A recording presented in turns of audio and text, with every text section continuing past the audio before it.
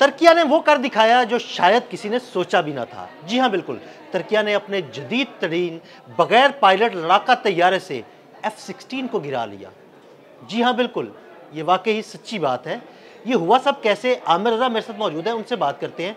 आमिर भाई, एक बड़ी ज़बरदस्त खबर, तुर्की ने अपना जदीद तरीन लड़ाका तैयारा, उसका एक कामयाब तजर्बा किया, उससे F-16 को हदफ का निशाना बनाया। ये सब कैसे हुआ, हमारे नाज़रीन को बताइएगा। जी बिल्कुल, पहली बात तो ये है कि ये ज़बरदस्त एक दुनिया के लिए ख़बर है। दुनिया के लिए तो होगी, लेकिन मुसलमानों के लिए बड़ी अहम ख़बर है कि पहला इस्लामी मुल्क है जिसने F-16 भी गिरा लिया। इस्लामी मुल्क क्या, जब से F-16 बना है लॉकहीड एंड मार्टिन का, ये आपको पता है क्या कहें, उसका सिग्नेचर प्रोडक्ट है, और अमेरिका का दावा है कि आज तक इसको जंग में कोई गिरा नहीं सका है। तो तुर्की ने वो भी गिरा कर आपको दिखा दिया, और वो भी गिराया इस तरह से कि बिना पायलट के जहाज़ से।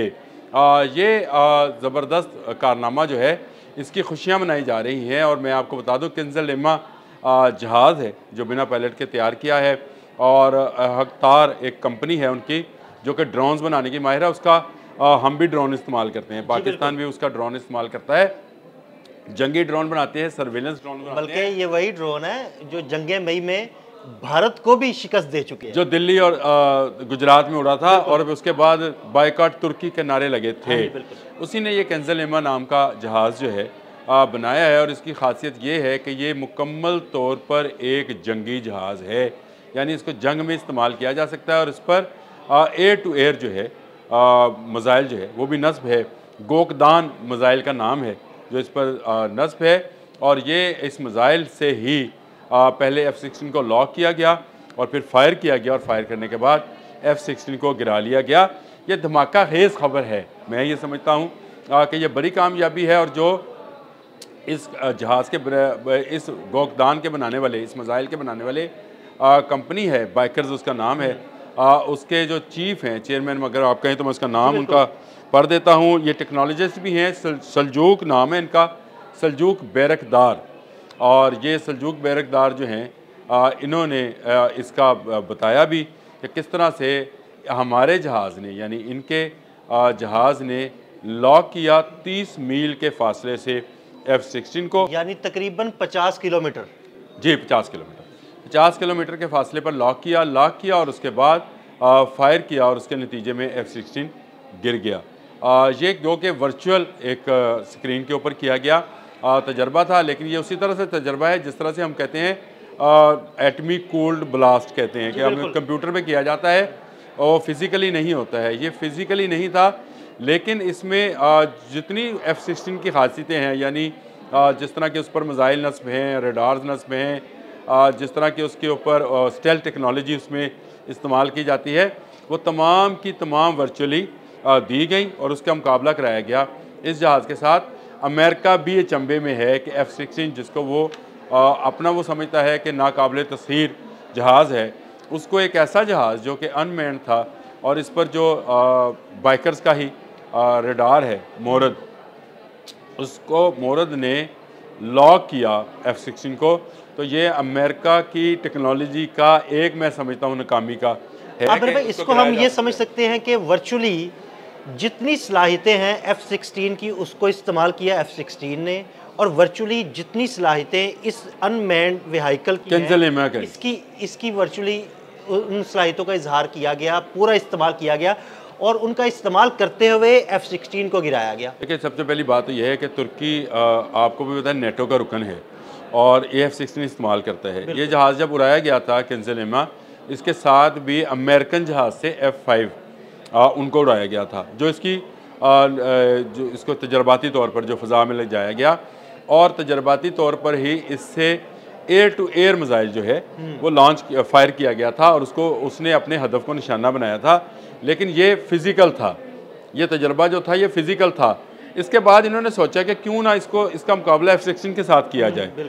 तो ये एक नया तजर्बा था जो वर्चुअली तैयार किया गया, और आपने बिल्कुल सही अंदाज़ा लगाया कि जिस तरह का F-16 है, उसको वही रडार्स, वही सारी चीज़ें जो हैं, क्योंकि ये टेक्नोलॉजी F-16 इस्तेमाल कर रहे हैं, इनके पास उसकी सारी मालूमात मौजूद हैं। एरोनॉटिकली वो अपना जनरेशन 5 का तैयारा कान बना रहे हैं तुर्की वाले, वो उसमें पाकिस्तान का भी हिस्सा है। वो भी किसी दिन इस पर कान पे भी बात कर लेते हैं।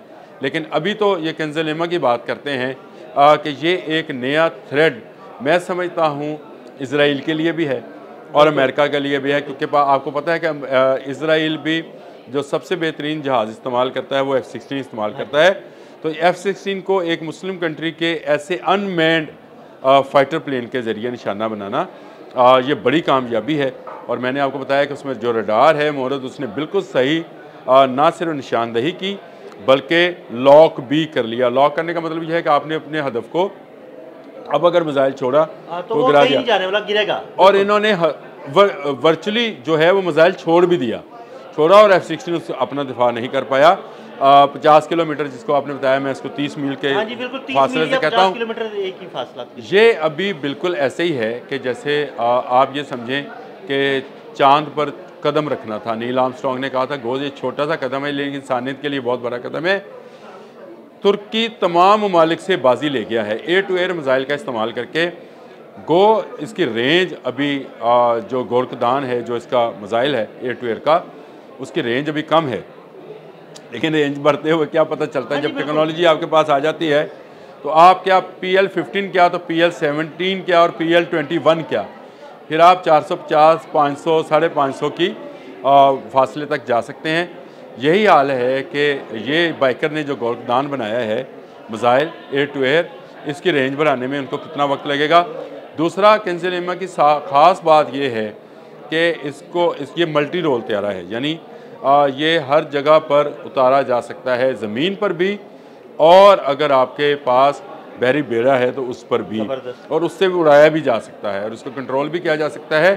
अभी इसके अंदर मज़ीद चीज़ों को इंटीग्रेट किया जा रहा है कि इसको सैटेलाइट कंट्रोल किया जाए ताकि ज़मीनी कंट्रोल इसका ख़त्म हो जाए। अगर ज़मीन से कंट्रोल ख़त्म भी हो तो ये मौजूद हो।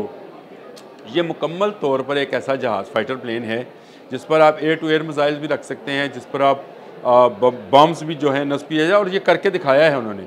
मुख्तलिफ बॉम्ब्स जो हैं उनको नस्ब किया गया और उड़ाया गया। 2026 जिसके आने में अब आज से 27 दिन बाकी हैं, ये तुर्क फ़ौज के हवाले कर दिया जाएगा और इसके बाद ये थ्रेटन्ड होएगा, इसराइल के लिए थ्रेटन्ड होएगा, हर उस मुल्क के लिए जो किसी इस्लामी मुल्क के लिए। मेरा एक सवाल, तुर्की पाकिस्तान का बहुत अच्छा दोस्त है और पाकिस्तान तुर्की के साथ मिलके 5वीं नस्ल का एक लड़ाका तैयारा भी तैयार कर रहा है।